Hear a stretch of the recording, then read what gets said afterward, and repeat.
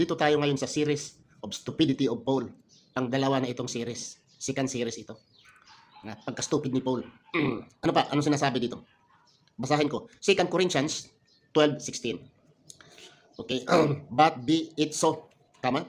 I did not burden you. Nevertheless, being crafty, I caught you with guile. Dito sa Tagalog. Tagalog natin. Datapwat magkagayon man, ako'y hindi naging pasaan sa inyo, kundi dahil sa pagkatuso ko, tuso, kayo'y hinuli ko sa daya. Magdaraya, tuso magdaraya, ganun ba ang Diyos? Tao ng Diyos, propeta, apostol ni Kristo, or Diyos, magdaraya, tuso. Sa araw ng paghukom, hugas kamay na si Paul. Kung ako si Paul, Panginoon po, sinabi ko na sa kanila nga, ako'y buang, ako'y tuso, ako'y manglilinglang, dinaya ko sila, naniwala pa sila sa akin. Parang si Satanas, di ba? Sa araw ng paghukom, si Satanas, hugas kamay siya eh. Panginoon, alam na nila anong tama at mali. Sinunod nila ako eh.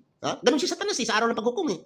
Pag iblim mo siya, sa araw ng paghukom, kukunin siya ng Allah at imbestigahan. At sasabihin ni Satanas, Panginoon, alam nila ang anong inutos mo eh. Ngunit kung anong sinasabi ko, sinusunod nila eh. Ganun din si Paul eh. Nagsasabi siya, ako'y tuso, ako'y buang, ako'y mandaraya. Sinunod Panginoon, sinunod nila ako. Kasalanan ko ba?